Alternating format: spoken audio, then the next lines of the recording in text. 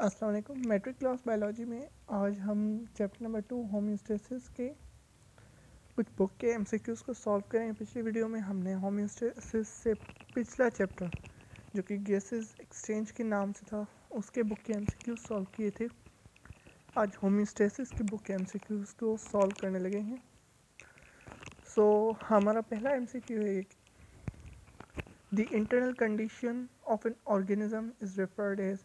ये एक बुक की लाइन है कि किसी भी ऑर्गेनिज्म की जो इंटरनल कंडीशंस होती हैं उन्हें क्या नाम देते हैं हम। ऑप्शन नंबर बी में इसका करेक्ट ऑप्शन है इंटरनल एनवायरनमेंट। दूसरा MCQ a set of metabolism reaction which maintain internal environment is called. तो इसका जो करेक्ट ऑप्शन है होम्योस्टेसिस है। अच्छा, होम्योस्टेसिस क्या चीज़ होती है कि हमारी बॉडी में अंदर वेराइटीज़ ऑफ रिएक्शंस ऐसे होते हैं जो कि हमारी बॉडी के इंटरनल एनवायरनमेंट को मेंटेन करते हैं। तो उसके लिए जो एक कंबाइंड एक टर्म यूज़ होती है वो होती है होम्योस्टेसिस। इसके डिफरेंट एस्पेक्ट्स होते हैं। अच्छा, पहला जिसमें एस्पेक्ट होता है वो होता है ऑस्मोरेगुलेशन, दूसरा होता है एक्सक्रीशन, थर्ड होता है थर्मोरेगुलेशन। ऑस्मोरेगुलेशन क्या चीज़ होती है कि अगर हमारी बॉडी में अंदर सॉल्यूट और सॉल्वेंट यानी कि सॉल्ट वाटर की कंसनट्रेशन में कोई चेंज आ गई हो तो उसे मेंटेन करने के लिए हमारी बॉडी जो फंक्शंस परफॉर्म करेगी और उसे एक हद तक मेंटेन करेगी मतलब वाटर और सॉल्यूट को, तो वो कहलाएगी ऑस्मोरेगुलेशन। सही। अच्छा, एक और चीज़ फीडबैक क्या होती है। फीडबैक सिस्टम हमारी बॉडी का एक चेक एंड बैलेंस सिस्टम होता है जो कि हमारे बॉडी के इंटर एनवायरनमेंट को मेंटेन रखता है। दो तरीके से हमारी बॉडी का फीडबैक सिस्टम काम करता है। एक होता है पॉजिटिव फीडबैक और दूसरा होता है नेगेटिव फीडबैक। पॉजिटिव फीडबैक का मतलब क्या है कि अगर हमारी बॉडी में चेंज आ रहा है सपोज इस डायरेक्शन में, तो हमारी बॉडी क्या करेगी, मज़ीद इस डायरेक्शन में अपना इफ़ेक्ट प्रोड्यूस करेगी, जिससे क्या होगा कि ये चेंज काफ़ी ज़्यादा इन्हेंस हो जाएगा, वो अपनी एक शिद्दत से बढ़ जाएगा। तो वो पॉजिटिव फीडबैक कहलाएगा। फॉर एग्ज़ाम्पल लेबर पेन के दौरान जब भी कोई फीमेल किसी बेबी को बर्थ देती है तो उस दौरान मसल्स यूट्रस की मसल्स कॉन्ट्रैक्ट करते हैं, जिससे क्या होता है कि लेबर पेन होता है। उस फीमेल के पास उस दौरान एक एक अदद हार्मोन रिलीज़ होता है जिसका नाम है ऑक्सीटोसिन। ऑक्सीटोसिन क्या करता है, उस लेबर पेन को मज़ीद इंक्रीज़ करता है। मतलब अगर किसी बॉडी में चेंज आ रहा है, किसी बॉडी के पार्ट में कोई चेंज आ रहा है, तो हमारी बॉडी कुछ ऐसे काम करेगी जिससे वो चेंज मज़ीद इन्हेंस हो जाए, तो वो कहलाएगा पॉजिटिव फीडबैक। नेगेटिव फीडबैक, अगर हमारी बॉडी में सपोज कर लें कि चेंज आ रहा है इस डायरेक्शन में, तो हमारी बॉडी कुछ ऐसे काम करेगी कि वो चेंज बिल्कुल ही अपोजिट हो जाए। फॉर एग्ज़ाम्पल, हम जब खाना खाते हैं तो हमारी बॉडी में ग्लूकोज की कंसनट्रेशन बढ़ जाती है, तो हमारी बॉडी में अंदर एक अदद ग्लैंड होता है जिसे पेनक्रियाज का नाम देते हैं। वो क्या करता है कि एक हार्मोन रिलीज़ करता है जिसे हम इंसुलिन कहते हैं। इंसुलिन क्या करता है कि ग्लूकोज का जो मिकदार बढ़ रहा है उसे कम करना स्टार्ट कर देता है, तो वो कहलाता है नेगेटिव फीडबैक। अच्छा, तीसरे एमसीक्यू की तरफ चलते हैं। तीसरा एमसीक्यू है removal of extra liquid water is called. भाई इसका जो करेक्ट ऑप्शन है वो ऑप्शन नंबर बी, गुटेशन। अच्छा, अगर प्लांट की बॉडी से वाटर रिमूव हो रहा है in the form of liquid water की सूरत में अगर वाटर रिमूव हो रहा है तो उसे हम गुटेशन कहते हो।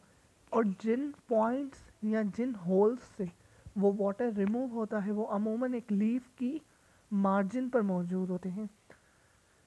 अच्छा, उन पॉइंट्स को हम हाइड्रोथॉट्स का नाम देते हैं।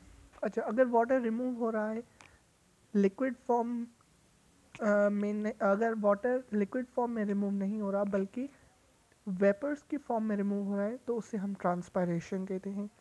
अच्छा, वो ट्रांसपायरेशन जो होती है वो क्यूटिकल की मदद से भी हो सकती है या स्टोमेटा से भी ट्रांसपायरेशन हो सकती है।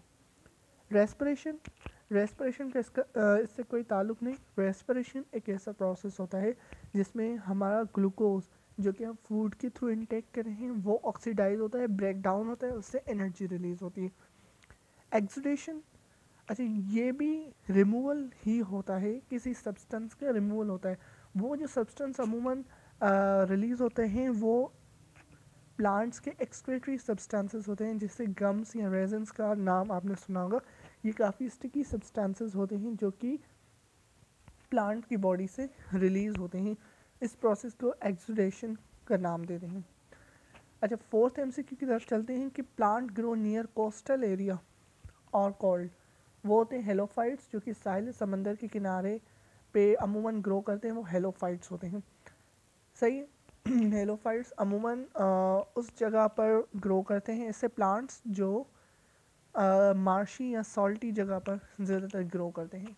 ज़ीरोफाइट्स उन प्लांट्स को कहते हैं जो कि ज़्यादातर डेजर्ट्स वगैरह में, जहाँ वाटर की मिकदार काफ़ी कम होती है, वहाँ पर ग्रो करते हैं। अच्छा, हाइग्रोफाइट्स ये बुक में मेंशन नहीं है, पर फिर भी बता देता हूँ कि हाइग्रोफाइट्स वो प्लांट्स होते हैं जो कि उस कंडीशन में ज़्यादा ग्रो करते हैं जहाँ मॉइस्चर ज़्यादा होता है। फॉर एग्जांपल रेन फॉरेस्ट जैसे हो जाते हैं, वहाँ पर ह्यूमिडिटी और मॉइस्चर काफ़ी ज़्यादा होता है, जिसकी वजह से ये वो प्लांट्स होते हैं जो वहाँ पर ग्रो करते हैं ज़्यादा मॉइस्चर वाली जगह पे। एपीफाइट्स भी आपके बुक में मेंशन नहीं है, फिर भी बता देता हूँ कि एपीफाइट्स वो प्लांट्स होते हैं जो किसी और प्लांट के ऊपर ग्रो करते हों और वहीं से अपना खाना, अपनी न्यूट्रिशन, अपना वाटर मिनरल्स वगैरह गेन करते हैं। सो इसमें जो करेक्ट ऑप्शन है वो ऑप्शन नंबर बी है, हेलोफाइट्स।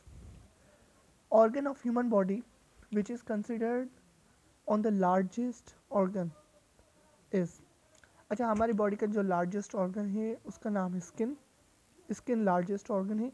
अगर क्वेश्चन ऐसे हो कि हमारी बॉडी का लार्जेस्ट ग्लैंड बता दें या लार्जेस्ट इंटरनल ऑर्गन बता दें, तो हमारा ऑप्शन लिवर हो सकता था, बट ओवरऑल हमारी बॉडी के लार्जेस्ट ऑर्गन की बात की गई है, तो skin is the largest organ of our body.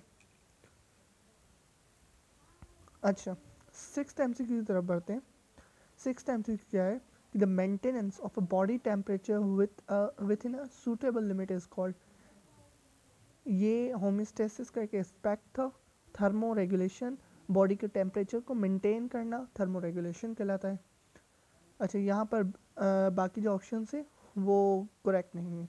होम्योथर्म ये ऐसे समझिए कि एडवांस टर्म है हॉट वार्म ब्लडेड ऑर्गेनिजम्स का।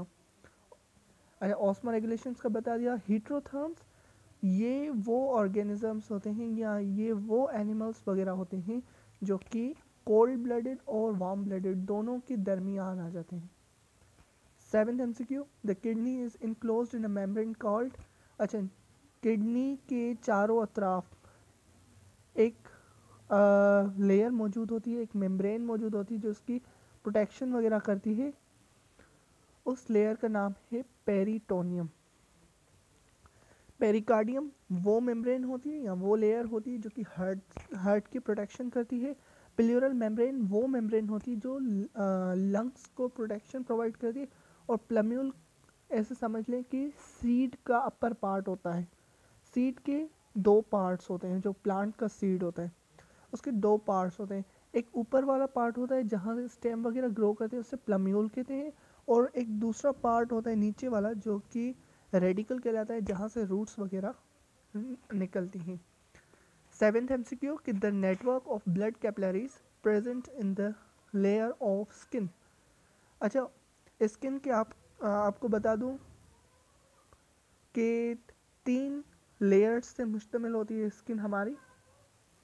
पहली लेयर एपिडर्मिस कहलाती है, जिसमें जो कि मतलब एक समझ लें कि डेड लेयर होती है, वहाँ पर केराटिन वगैरह मौजूद होते हैं, केराटिन प्रोटीन होती है जो कि एपिडर्मिस में मौजूद होती है। दूसरी लेयर जहाँ पर हमारे ग्लैंड्स वगैरह मौजूद होते हैं, उसके अलावा हमारी ब्लड कैपिलरीज नर्व्स वगैरह मौजूद होती हैं, वो होती है dermis, second layer. Third layer hypodermis होती है, जहाँ पर फैट काफ़ी ज़्यादा डिपॉजिट हुआ होता है। बाकी ऑप्शन नंबर डी वाला जो है वो इसमें नहीं आता।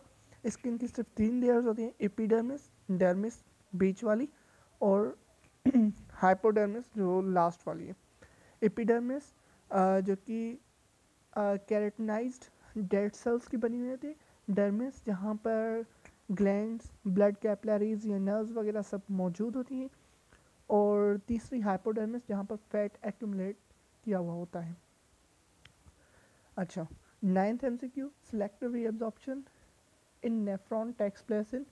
अच्छा, हमारे नेफ्रॉन के अंदर रीअब्जॉर्प्शन होती है। अच्छा, रीअब्जॉर्प्शन क्या चीज़ होती है कि एक चीज़ होती है कि हमारी एक चीज़ होती है कि हमारी फिल्ट्रेट में से, जो कि नेफ्रॉन के अंदर फिल्ट्रेट बनता है, उस फिल्ट्रेट में से कोई काम की चीज़ बाहर ब्लड स्ट्रीम्स में जाए, वो कहलाती है रीअब्जॉर्प्शन।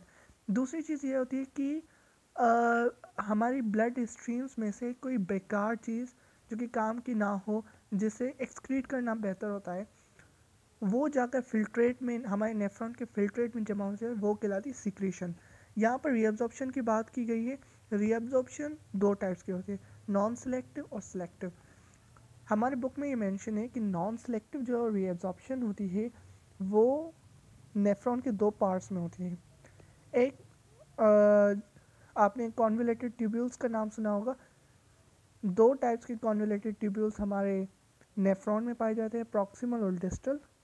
ये जो नॉन सेलेक्टिव रीअब्जॉर्प्शन होती है वो प्रॉक्सिमल और डिस्टल कॉन्वोलेटेड ट्यूब्यूल में होती है, जबकि जो सिलेक्टिव रीअब्जॉर्प्शन जो कि एक हार्मोन्स वगैरह की हेल्प से होती है वो होती है लूप ऑफ हैनल में। यू शेप, ये एक ट्यूब होता है, लूप ऑफ हैनल जिसे कहते हैं। अच्छा, इसके अलावा एक और जगह है जहाँ पर सिलेक्टिव रीअब्जॉर्प्शन होती है। अच्छा, जिस हार्मोन की मैं बात कर रहा हूँ ना, जिन हार्मोन्स की वजह से सिलेक्टिव रीअब्जॉर्प्शन होती है, उनमें से एक हार्मोन ADHP है। उसे मैं आगे जाकर 10th एमसीक्यू में आपको बताऊंगा। अच्छा, लूप ऑफ हैनल के साथ साथ कलेक्टिंग डक्ट में भी सिलेक्टिव रीअब्जॉर्प्शन होती है। अच्छा, 10th एमसीक्यू जो कि लास्ट एमसीक्यू देख लें। The hormone ADH releases from. अच्छा, ADH हार्मोन जिसे एंटी डाययूरेटिक हार्मोन भी कहते हैं, या इसे हम वैसोप्रेसिन भी कहते हैं, ये वो हार्मोन है जो कि वाटर की ज़्यादा से ज़्यादा रीअब्जॉर्प्शन करता है। ये जब रिलीज़ होता है तो या तो लूप ऑफ हैनल या कलेक्टिंग डक्ट की तरफ जाता है और वहाँ से ज़्यादा वाटर को एब्जॉर्ब करता है, ताकि जो हमारा यूरिन रिलीज़ हो रहा है वो कंसनट्रेटेड हो, मतलब ज़्यादा डाइल्यूट ना हो, मतलब वाटर की मिकदार उसमें ज़्यादा ना हो। अच्छा, तो ये हार्मोन कहाँ से रिलीज़ होता है, एंटी डाययूरेटिक हार्मोन। ये हार्मोन हकीकत में जहाँ से रिलीज़ होता है उस जगह को नाम देते हैं हाइपोथैलेमस का। आपने पढ़ा होगा कि थर्मो रेगुलेशन जो होती है वो मेंटेन करवाने वाला जो ब्रेन का पार्ट होता है वो हाइपोथैलेमस होता है। तो एंटी डाययूरेटिक हार्मोन भी असल में हाइपोथैलेमस से रिलीज होता है, पर वो आगे जाकर स्टोर होता है पिट्यूटरी ग्लैंड में। और फिर क्या होता है कि पिट्यूटरी ग्लैंड में से वो हार्मोन रिलीज होता है।